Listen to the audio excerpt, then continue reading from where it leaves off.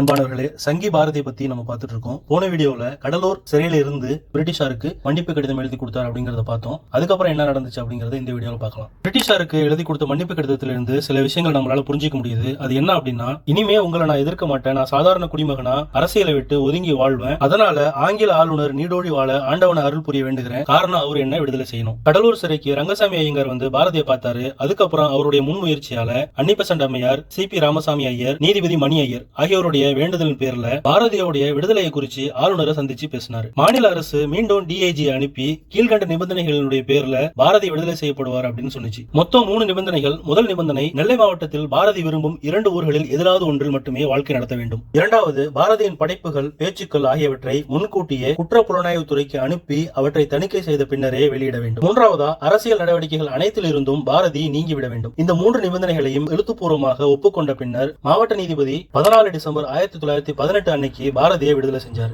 20 November 1918 இருந்து 14 December 1918 வரைக்கும் மொத்தம் 25 நாள் மட்டுமே அவரு சிறைக்குள்ள இருந்தாரு.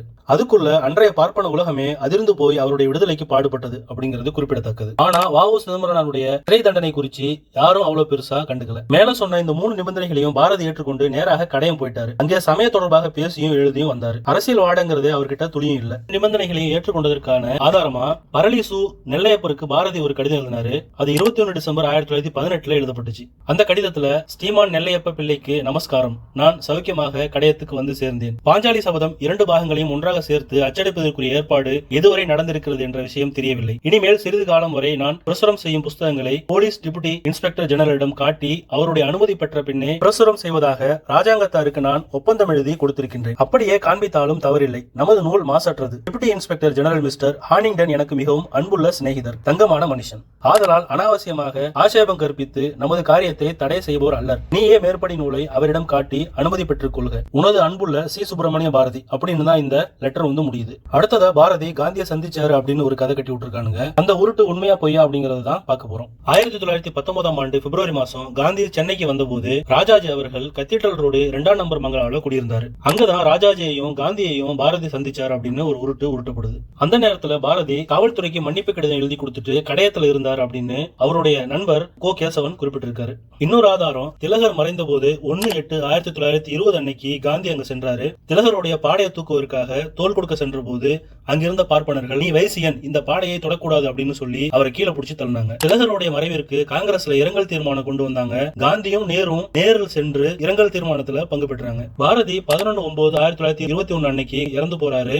அதுல இருந்து 4 நாள் கழிச்சு 15/9/1921 அன்னைக்கு காந்தி சென்னைக்கு வந்து 10 நாட்களுக்கு மேல தமிழகத்துல தங்கி பல இடங்கள்ல பொதுக்கூட்டங்கள்ல பேசுறாரு. ஆனா பாரதியை பற்றி ஒரு வார்த்தை கூட காந்தி எங்கேயுமே பேசல. அதே போல பாரதி உயிரோடு இருக்கும்போது 27/8/1920 அன்னைக்கு திருநெல்வேலியில தமிழ்நாடு காங்கிரஸ் உடைய மாகாண மாநாடு நடந்துச்சு. அந்த நேரத்துல பாரதி கடையத்துல தான் இருந்தாரு. கடையமும் திருநெல்வேலியும் பக்கம் பக்கத்துல இருக்கிற ஊரு.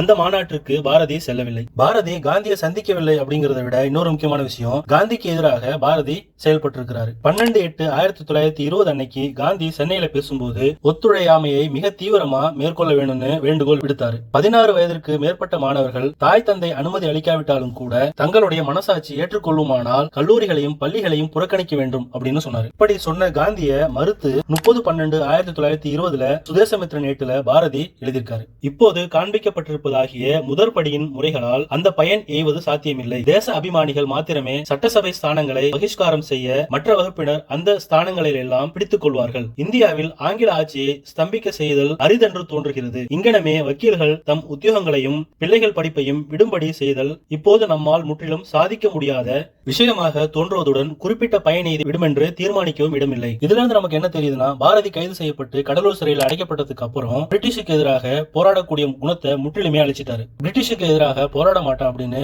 மன்னிப்பு கடிதம் எழுதி கொடுத்த ஒருத்தவர் தான் அறமூல சங்கிகளும் அறகுற தம்பிகளும் தூக்கி பிடிச்சிட்டு இருக்காங்க. பாரதியோடைய தகிடு தத்தங்களை அடுத்தடுத்த வீடியோல தோலுரிச்சு காட்டுவோம் இன்ஷா அல்லாஹ். இந்த வீடியோ பிடிச்சிருந்தா லைக் பண்ணுங்க, ஷேர் பண்ணுங்க, உங்களுடைய கருத்துக்களை கமெண்ட் பாக்ஸ்ல எழுதுங்க. மீண்டும் அடுத்த வீடியோல சந்திப்போம் இன்ஷா அல்லாஹ். அஸ்ஸலாமு அலைக்கும் வரஹ்மத்துல்லாஹி தஆலா வபரகாத்துஹு. நன்றி, வாழ்த்துக்கள்.